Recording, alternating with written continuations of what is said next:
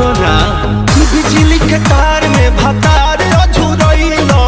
मने मने कैलो मजबूर